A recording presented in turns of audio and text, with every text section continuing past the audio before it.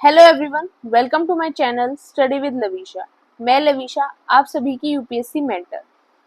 आज से हम स्टार्ट करेंगे हमारी अर्ली मेडिवल हिस्ट्री की क्लासेस, बिकॉज हमारी एंशिएंट हिस्ट्री कल कंप्लीट हो चुकी है और इन टॉपिक्स को जो आज हम डिस्कस करेंगे आज और नेक्स्ट 2 डेज के लिए, वो कुछ बुक्स के अंदर आपको एंशिएंट हिस्ट्री में मिलेंगे, कुछ बुक्स के अंदर आपको मेडिवल हिस्ट्री के अंदर मिलेंगे। इसीलिए हम इस 300 से 350 ईयर्स के टाइम पीरियड को हम नॉर्मली अर्ली मेडिवल हिस्ट्री के अंदर ही काउंट करते हैं। लेट्स स्टार्ट, थोड़ी सी स्टोरी समझते हैं, फिर आगे प्रोसीड करते हैं। अब हमने लास्ट क्लास के अंदर हमने लास्ट क्लास के अंदर देखा कि हर्षा का टाइम पीरियड खत्म हो गया था। उन्होंने 41 ईयर्स तक रूल किया, उसके बाद उनका कोई सक्सेसर नहीं था और धीरे धीरे उनका एम्पायर खत्म हो गया। उसके बाद एक आपका है नॉर्थ इंडिया, बिकॉज कोई ऐसा एम्पायर इस्टेब्लिश नहीं हुआ उसके बाद मुगल से पहले जिसने साउथ और नॉर्थ कंबाइनली रूल किया हो। अब साउथ के अंदर एम्पायर अलग थे कुछ और नॉर्थ के अंदर कुछ अलग थे। अब नॉर्थ के अंदर उस टाइम पीरियड के अंदर उस टाइम पीरियड के अंदर 3 एम्पायर बिल्ड हुए। पालास, जिन्होंने ईस्ट की साइड रूल किया, बंगाल वाले एरिया के अंदर, बंगाल और बिहार वाले। फिर एक थे आपके प्रतिहार्स, जिन्होंने वेस्ट की साइड रूल किया। और तीसरे आपके थे राष्ट्रकूटास, जिन्होंने मेनली डेक्कन वाले एरिया के अंदर, थोड़ा सा साउथ और थोड़े से नॉर्थ के एरिया के अंदर रूल किया। अब इन तीनों एम्पायर से रिलेटेड ज्यादा कुछ इंपॉर्टेंट नहीं है, मेनली इनके कुछ रूलर्स हैं जिनके बारे में हमें पता होना चाहिए और थोड़ी सी हमें इनकी सीक्वेंस पता होनी चाहिए। अब रूलर्स जितने हैं, इनके जितने मेन रूलर्स रहे, मैंने सभी स्लाइड्स के अंदर मेंशन कर दिए हैं, लेकिन उनके अंदर से भी मैं अभी आपको मेंशन कर दूंगी कि ये ज्यादा इंपॉर्टेंट है, इसको तो हमें याद ही रखना है, और इसको आप याद नहीं रखोगे तो भी थोड़ा बहुत चल जाएगा। और सेम अगर हम साउथ में देखें तो साउथ से भी 2 एम्पायर मेनली इंपॉर्टेंट निकल कर आते हैं। एक आपका पल्लव्स और दूसरा मोस्ट इंपॉर्टेंट है आपका चोला किंगडम। ये आपकी इंपॉर्टेंट एम्पायर हैं। इनके बाद आपका मुगल इंडिया आप कह सकते हैं, या फिर मुगल्स का रूल कह सकते हैं, वो स्टार्ट हो गया था। बिकॉज मोहम्मद गोरी का इन्वेजन और मोहम्मद गजनी का इन्वेजन वो स्टार्ट हुआ, उसके बाद आपका दिल्ली सल्तनत की स्टार्टिंग होती है। तो अब हम अपनी नेक्स्ट 2 क्लासेस के अंदर इनको कवर करेंगे, फिर हम दिल्ली सल्तनत, then Mughal India, Vijayanagara empire, जो हमारी पूरी मेडिवल हिस्ट्री है उसको एक सीक्वेंस के साथ कवर करेंगे। Let start. Age of the 3 empire. After the decline of the Harsha's empire in 7th century, a number of large states arose in the North India, the Deccan and South India. Large states arise in the North India and the Deccan between 750 to 1000 C. These were the Pala Empire, जिसने कहाँ dominate किया, east India के अंदर, till the middle of the 9th century. Pratihara empire, जिसने west India के अंदर और अपर Gangetic valley के अंदर रूल किया till the middle of the 10th century. अगर 10th सेंचुरी मतलब आपका नियर अबाउट 950 सी तक। And the which dominated Rashtrakuta empire the Deccan and also control territories in north and south India at various time period. अब देखो, जो ये 3 empire है ना, इनकी स्टोरी के अंदर या इनके जो भी रूलर्स हैं, उनकी वर्किंग्स में आपको ज्यादा क्या मिलेगा कि ये तीनों ही एम्पायर आपस में ही क्लैश खाते रहते थे। कभी मतलब कोई पाला रूलर है, उसने किसी राष्ट्रकूटा एम्पायर के रूलर को हरा दिया, फिर कभी किसी राष्ट्रकूटा एम्पायर के रूलर ने प्रतिहारा के किसी रूलर को हरा दिया, कभी प्रतिहारा रूलर ने पाला के एम्पायर के किसी रूलर को या राष्ट्रकूटा एम्पायर के किसी रूलर को हरा दिया। तो बस यही लड़ाई झगड़ा और इसी तरह से इनके 200 से 300 साल इन एम्पायर्स के निकल गए, कभी कोई ज्यादा डोमिनेंस में, कभी कोई ज्यादा डोमिनेंस में। Let's start. सबसे पहले स्टार्ट करते हैं प्रतिहारास, इनको या फिर गुर्जरा प्रतिहारास भी बोला जाता था। ये ओरिजिनली क्या थे, ये पेस्ट्रोलॉजिस्ट थे, फाइटर्स थे। The epic hero Lakshmana, doorkeeper to his brother, was looked upon as their hero. ये जो लक्ष्मण थे उसको क्या मानते थे, अपना हीरो मानते थे। The Pratiharas took on their title which literally means door keeper. जो इनका टाइटल था उसका मतलब भी क्या था, door keeper. The UNESCO world heritage site at Khajuraho. Khajuraho कहाँ पे है, आपके एमपी के अंदर है। और काफ़ी फेमस जगह है, हमारी यूनेस्को वर्ल्ड हेरिटेज साइट भी है और काफ़ी इम्पॉर्टेंट प्लेस है इंडिया के आर्ट एंड आर्किटेक्चर के उसके अंदर अगर हम देखें तो, कल्चर के बिहाफ पर देखें तो ये एमपी के अंदर काफ़ी इम्पॉर्टेंट जगह है जो हमारे कल्चर को शो करती है। Is famous for the development of Gurjara Pratihara style of temple building. The kingdom was founded by Harichandra Brahmana in Jodhpur, southwestern Rajasthan. The dynasty gained importance in the second quarter of 8th century during the rule of Nagabhatta. ये एक important ruler है नागाभट्टा one Pratihara empire के, जिसके बारे में हमें 100% पता होना ही चाहिए। स्टार्ट करते हैं। नागाभट्टा one, he successfully resisted the invasion of the Arabs and defeated the Arab army during the Caliphate campaigns in India, ruled over the areas of Gujarat, Rajputana and Malwa. Dhruva the Rashtrakuta king defeated him. अब जैसे मैंने आपको बताया था कि कभी कोई उसके दूसरे एम्पायर का किंग इनको डिफीट कर रहा है, कभी ये उनको डिफीट कर रहे हैं। यही मेनली इन एम्पायर के अंदर चीजें चलती रही और थोड़ा इनका एडमिनिस्ट्रेशन का भी हम देखेंगे कि इनकी एडमिनिस्ट्रेशन कैसा था। वैसे जैसा आपने गुप्ता एम्पायर का एडमिनिस्ट्रेशन देखा, सेम वैसे ही था, बस ये गुप्ता जितने पावरफुल नहीं थे, बट इन्होंने कहीं ना कहीं उन्हीं के फुटस्टेप को फॉलो किया था और उसी टाइप का इनका एडमिनिस्ट्रेशन सिस्टम भी कहीं ना कहीं था। तीनों ही एम्पायर का ऑलमोस्ट सेम ही एडमिनिस्ट्रेशन सिस्टम भी था। अब नागाभट्टा वन इंपॉर्टेंट रूलर है, इसलिए इसके बारे में हमें पता होना चाहिए। नेक्स्ट है आपके वत्सा राजा, जो 780 to 800 सी तक इन्होंने रूल किया। इन्होंने क्या किया, कैपिटल को चेंज कर दिया और कन्नौज को कैपिटल बना दिया। और उनकी एक्सपेंशन पॉलिसी थी, उसकी वजह से उनके काफी सारे दुश्मन बन गए, जैसे धर्मपाला, पाला किंग ऑफ बंगाल और ध्रुवा जो राष्ट्रकूटा किंग थे, और उन्हीं के साथ इनका एक ट्रिपेटाइट स्ट्रगल चलता रहा। और लास्ट तक प्रतिहारास, जब उनकी डाउनफॉल भी आया ना प्रतिहारास का, जब भी उनका एरिया कहाँ बचा हुआ था, कन्नौज। कन्नौज उनके लिए काफी इंपॉर्टेंट रहा और एक कन्नौज ही ऐसी जगह थी जहां पर उनका रूल कहीं ना कहीं बना रहा। Dharmapala was defeated by वत्सा Raja, in turn he was defeated by Dhruva. ये देखो सेम है, तीनों में स्ट्रगल चल रहा है कहीं ना कहीं। अब जो वत्सा राजा थे उन्होंने पाला किंग को हरा दिया और खुद राष्ट्रकूटा किंग से हार गए। तो इस चैप्टर के अंदर हमें ज्यादा याद रखने जैसा कुछ नहीं है, बस हमें कुछ पता होना चाहिए कि फॉर एग्जांपल हमसे अगर हम नागाभट्टा का नाम देखें तो हमें पता होना चाहिए कि यस ये एक प्रतिहारा किंग थे और इन्हीं के टाइम पीरियड के ऊपर प्रतिहारा एम्पायर का रियल एक्सपेंशन स्टार्ट हुआ। इस तरह से हमें सीक्वेंस वाइज कुछ इंपॉर्टेंट एम्पायर्स के बारे में पता होना चाहिए। और history is all about chronology, तो हमें पता होना चाहिए कि इस क्रोनोलॉजी में हमारी हिस्ट्री जा रही है। नागाभट्टा सेकंड, ये भी इंपॉर्टेंट है। धर्मपालाज was again defeated by Pratihara's Nagabhatta II, who was later defeated by Govind III, Rashtrakuta king, in the tripartite struggle. He was succeeded by his son Ramabhadra, who ruled for a short span of time and was succeeded by his son Mihir भोजा। अब सबसे important ये ruler थे जो हमें पता होने चाहिए प्रतिहारा एम्पायर के, भोजा वन और यू कैन से मिहिर भोजा, जिन्होंने रूल किया 836 to 885 सी तक। इसके बारे में हम थोड़ा सा डिटेल में देखेंगे। He is considered to be the popular ruler of Pratiharas and ruled for over 46 years.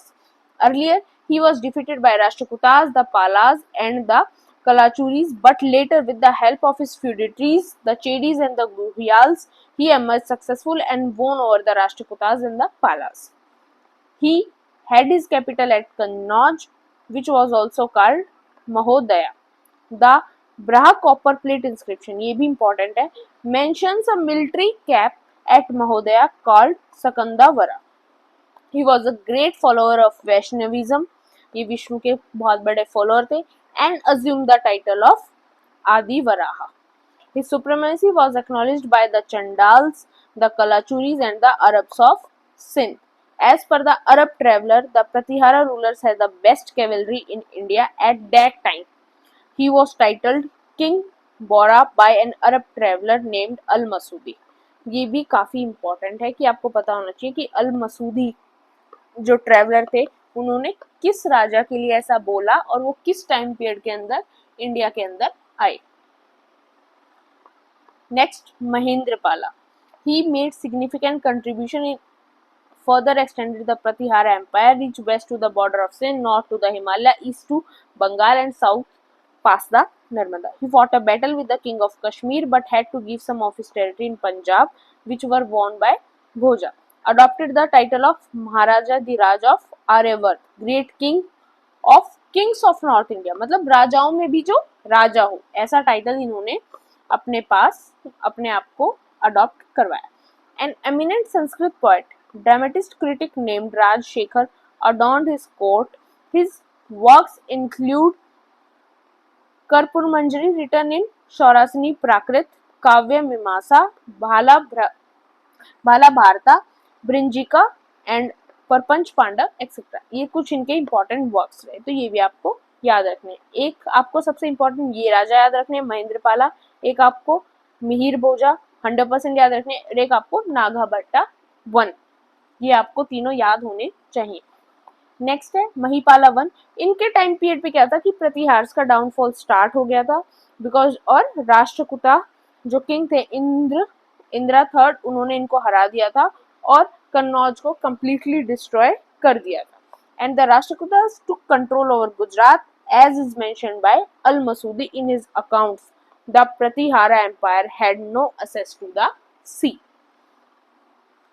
फिर ये दो और इम्पोर्टेंट रूलर मतलब रहे प्रतिहारा एम्पायर के, बट इनको याद रखना इतना इम्पोर्टेंट नहीं है. बस इतना याद रखना है कि जो राज्यपाल थे उनके टाइम पीरियड के अंदर महमूद गजनी ने कन्नौज के ऊपर रेड की और उनकी भी एंट्री इंडिया के अंदर हो चुकी थी.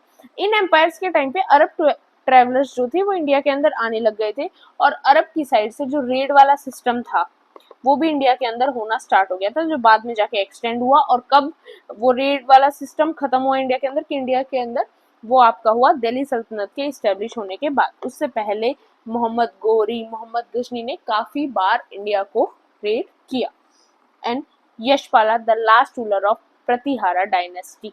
Bye 1090 C the Gahadavalas conquered Kannauj. अब कन्नौज भी उनके पास से जा चुका था और प्रतिहारा डायनेस्टी कंप्लीटली एंड हो चुकी थी. और जब 11th सेंचुरी के अंदर गजनवीद का रूल आया, वो आए इंडिया के अंदर, उस टाइम पीरियड के अंदर तो मतलब सब कुछ प्रतिहारास का खत्म हो चुका था. और वो एरिया किसने सक्सीड कर लिया था? आपके चौहान्स ने, जो राजपूत हुए थे, और आपके परमार्स जो मालवा के परमार्स थे उन्होंने, और चालुक्याज ऑफ गुजरात. अब आता है पालाज ऑफ बंगाल. अब किंग शासंका, इनके बारे में हमने कल की क्लास में देखा था कि हर्षा ने इनको हराया था और बाद में ये वहां से भाग गए थे कन्नौज से, और कहां पर पहुंच गए थे? बंगाल के अंदर. अब इनकी डेथ होने के बाद क्या हुआ कि वहां पर बंगाल की साइड काफी पॉलिटिकल अनसर्टेनिटी चल रही थी. उसी के अंदर आपका एक एम्पायर इस्टेब्लिश हुआ, that is Palas of Bengal. Pala का, अब पाला क्यों बोला जाता है उनको? बिकॉज उनके जितने भी एम्पायर थे उनके लास्ट में पाला लगता था, इसलिए पाला बोला जाता है. और प्राकृत में इसका मतलब ये भी माना जाता है कि उनका मतलब था प्रोटेक्टर. अब इम्पोर्टेंट सिटीज कौन कौन सी थी उनके पास? पाटलिपुत्र था, रामवती, मुंगर, विक्रमपुरा, तमरालीपति एंड जगडाला. एंड जो भी एरिया था बिहार का और मॉडर्न ईस्ट यूपी है, वो सब कुछ वैसे तो बहुत ज्यादा कंटेंशन, बॉर्न कंटेंशन क्या होता है कि काफी कंट्रोवर्शियल एरिया रहा, बिकॉज वो एरिया ऐसा था जिसके ऊपर पालास भी अपना रूल चाहते थे, प्रतिहारास भी चाहते थे, राष्ट्रकूटास भी चाहते थे. बट फिर भी जो ये एरिया था मैक्सिमम टाइम किसके अंडर रहा? पालास के अंडर ही रहा. जो पाला किंग्स थे वो बुद्धिज्म को फॉलो करते थे पहले, और बुद्धिज्म में भी कौन सा? महायान बुद्धिज्म, और एक हमने जो तांत्रिक स्कूल ऑफ बुद्धिज्म देखा था बुद्धिज्म वाली क्लास में, उसको भी. इसीलिए उन्होंने काफी मोनेस्ट्रीज भी बनवाई. लेकिन उनके टाइम पीरियड पे कुछ टेम्पल्स भी ईस्टर्न इंडिया के अंदर इस्टेब्लिश हुए. अब empire Gopala, founder of the Pala dynasty. Gopala displace the later Guptas of Magadha and Khadga dynasty of eastern Bengal. जो छोटी छोटी डायनेस्टी उस टाइम पीरियड थे, इन्होंने उनको डिस्प्लेस किया और खुद का रूल इस्टेब्लिश किया. बुद्धिज्म के फॉलोअर थे, इसलिए बहुत फेमस मोनेस्ट्री एट ओदांतापुरी इन्होंने इस्टेब्लिश करवाई. नेक्स्ट धर्मपाला, ये काफी इंपॉर्टेंट रूलर रहे पाला डायनेस्टी के. During his reign, the Pala dynasty reached great heights. He conquered large parts of North India, although he was earlier defeated by the Pratiharas and भले ही ये प्रतिहारास और राष्ट्रकूटा से हारे, फिर भी इनके टाइम पीरियड के ऊपर जो पाला डायनेस्टी थी उसने एक लेवल ऑफ हाइट को रीच किया. His supremacy was accepted by the rulers of both West and South India, such as those of Punjab, Western Hill States, and Rajputana, Malwa, and Berar. He was the founder of Vikramshila Monastery near Bhagalpur, which had students from all parts of India and also from Tibet. One of the eminent Buddhist scholar Dipankara, जिसको अतीसा भी बोला जाता है, वो भी इस university से associated थे. Also Dharmapala also founded the Somapuri monastery near Paharpur, Bihar. ये भी काफी इंपॉर्टेंट रूलर थे आपकी पाला डायनेस्टी के. Devapala extended the Pala empire including Assam and parts of Odisha and modern Nepal. उसके अलावा इंपॉर्टेंट क्या है? His inscriptions claim to have defeated the Hunas, the lord of Gujarat and the Dravidas. Devapala was an ardent follower of Buddhism. According to the Buddhist tradition, the Shailendra dynasty king Balaputra Deva, including Malaya, Java, Sumatra and other neighboring islands, या सारे आपके islands के नाम हैं, requested Devapala to grant 5 villages to the monastery at Nalanda. He accepted the request and appointed Viradeva as the head of the Nalanda monastery. एक important चीज क्या थी? Vajradhatta, a Buddhist scholar who wrote Lokeshwara Sataka, was his court poet. अब ये कुछ और rulers हैं, ज़्यादा इम्पोर्टेंट नहीं है बट फिर भी थोड़ा सा इनके बारे में भी हम देख लेते हैं कि फिर से महिपाला वन के अंदर थोड़ा सा रिवाइव किया पाला एम्पायर ने, जितना भी थोड़ा सा डिक्लाइन हुआ था. और बट उस टाइम पे चोला का इन्वेजन हुआ, सब कुछ हुआ और बाद में इनको राजेंद्र चोला ने हरा दिया. अब रामपाला थे revived the Pala fortunes in the 11th century and gain control of Kamarupa and Kalinga. अब आपको मेनली आपको किसके बारे में पता होना चाहिए? देवापाला, धर्मपाला एंड गोपाला. बस ये 3 रूलर हैं जिनके बारे में हमें थोड़ी सी नॉलेज होनी चाहिए. Now come to Rashtrakutas. ये इनका टाइम पीरियड हो गया 753 to 975 CE.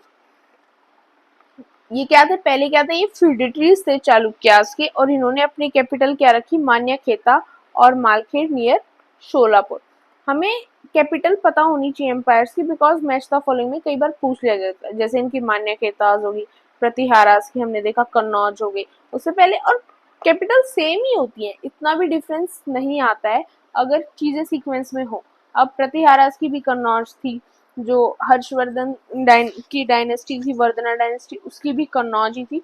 बिकॉज हर टाइम टू टाइम ना इंडिया के अंदर कोई ना कोई इम्पोर्टेंट सिटी जो है वो राइज होती है. जैसे बाद में हम जब मुगल्स के बारे में देखेंगे उसके अंदर आप आगरा के बारे में बहुत ज़्यादा देखेंगे, बिकॉज आगरा का जितनी ग्रोथ थी वो मुगल्स के टाइम पीरियड के ऊपर ही सबसे ज़्यादा हुई थी और उन्होंने आगरा को अपनी कैपिटल भी बनाया था. इसलिए आप आगरा का नाम ज़्यादा देखेंगे और दूसरा आप दिल्ली का नाम ज़्यादा देखेंगे. तो ऐसे ही सीक्वेंस में कभी कोई सिटी ऐसी होती है जिसकी ग्रोथ पीक पे हुई और ऐसे ही पीक पे ग्रोथ होते होते पूरे इंडिया की डेवलपमेंट आज के टाइम पे बहुत अच्छी चल रही है. The Arab merchants were allowed to build mosques during their reign, which testify their liberal attitude. ये सभी रिलीजन जो राष्ट्रकूटास थे वो सभी रिलीजन्स के लिए अच्छे थे. बुद्धिज्म को और हिंदुज्म को तो ये खुद सपोर्ट भी बहुत ज़्यादा करते थे.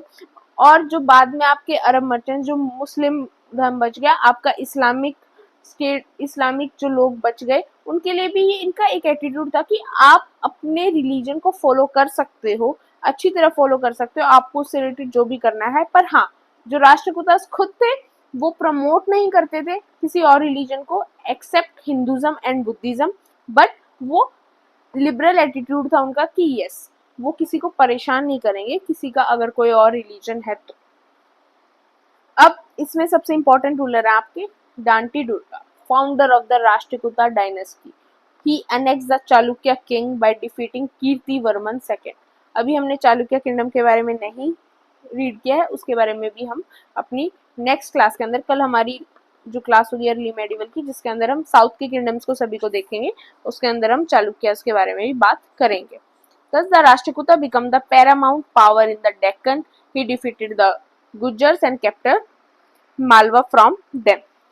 Krishna I expanded the kingdom and brought major portion of Karnataka and Konkan under his rule. He built the magnificent rock-cut monolithic Kailash temple at Ellora. ये आपको 100% पता होना चाहिए कि जो कैलाश टेम्पल इलोरा के अंदर है उसको किसने बनवाया था? Krishna one from Rashtrakuta dynasty.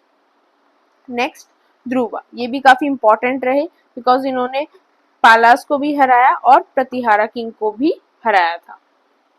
Govinda third, ये भी इंपॉर्टेंट रहे। एंड ये अमोघा वर्षा, ये भी इंपॉर्टेंट। ये लास्ट दो इंपॉर्टेंट रूलर है, इसके बाद के रूलर्स इतने इंपॉर्टेंट नहीं थे। जो स्ट्रगल उनका चल रहा था उनके अंदर इन्होंने धर्मपाला को भी हराया और नागाभट्टा सेकंड को भी हराया, और इन्होंने राष्ट्रकूटा एम्पायर को एक्सपेंड किया Cape Comorin to Kannauj and from Banaras to Bharuch during his reign. He was compared with Alexander the Great and Arjuna of Mahabharata, because इनका एक ही गोल था, जितना हो सके राष्ट्रकूटा एम्पायर को एक न्यू हाइट पे पहुंचाया जाए और राष्ट्रकूटा एम्पायर की ग्रोथ की जाए। He made expedition to the south. The Cholas, Pandyas and Cheras paid tribute to him. अमोघा Varsha 1 815 to 880 C, काफी ज्यादा टाइम पीरियड हो जाता है, काफी ज्यादा टाइम तक इन्होंने रूल किया।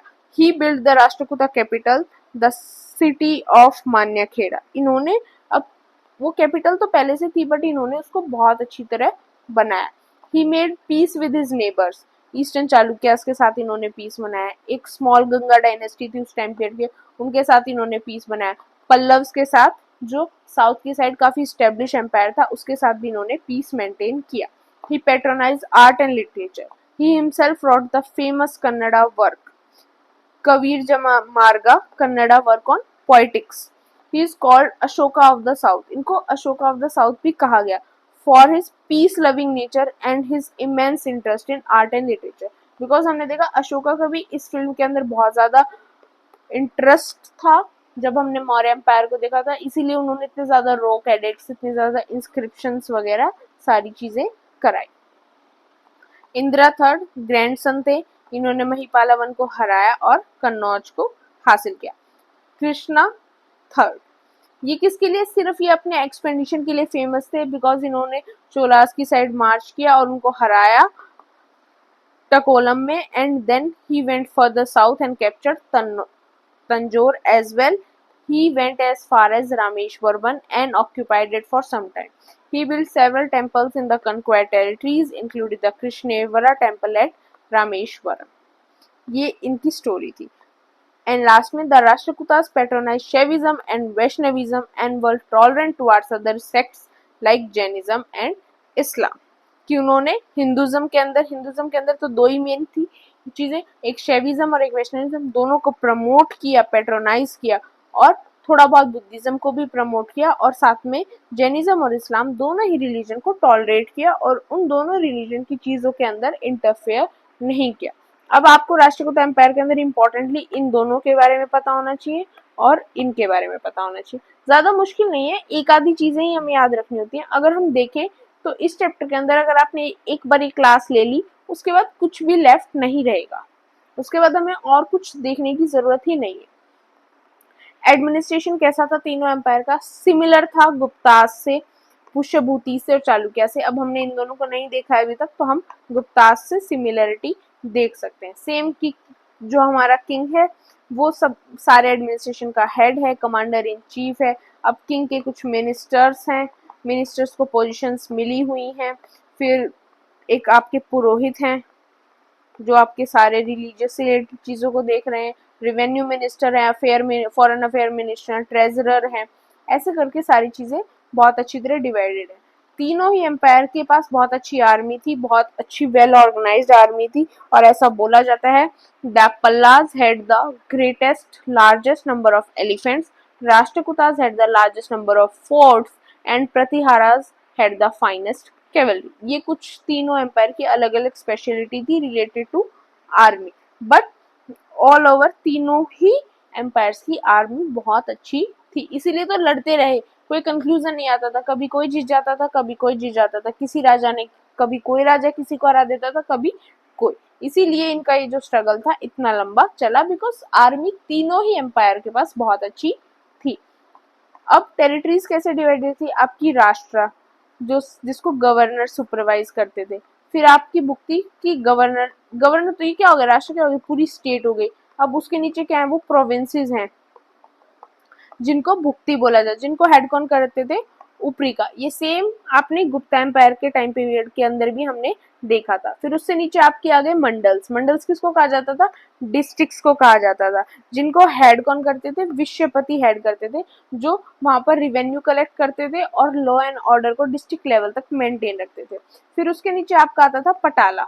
पटाला क्या होता था, किस चीज के लिए वर्ड यूज किया जाता था, क्लस्टर ऑफ विलेजेस, यानी अब आपकी डिस्ट्रिक्ट है, डिस्ट्रिक्ट के अंदर आपके सपोज करो 80 विलेजेस हैं, तो 80 विलेजेस को क्या किया कि आपने 20 विलेजेस के ग्रुप बना दिए, और वो ग्रुप्स को क्या बोला जाएगा, पटाला बोला जाएगा, और जिनको हेड करता था उसको क्या कहा जाता था, भोजपति कहा जाता था। तो ये नाम कुछ हमें याद रखने होते हैं, बिकॉज ये हमसे पूछे जाते हैं एग्जाम में।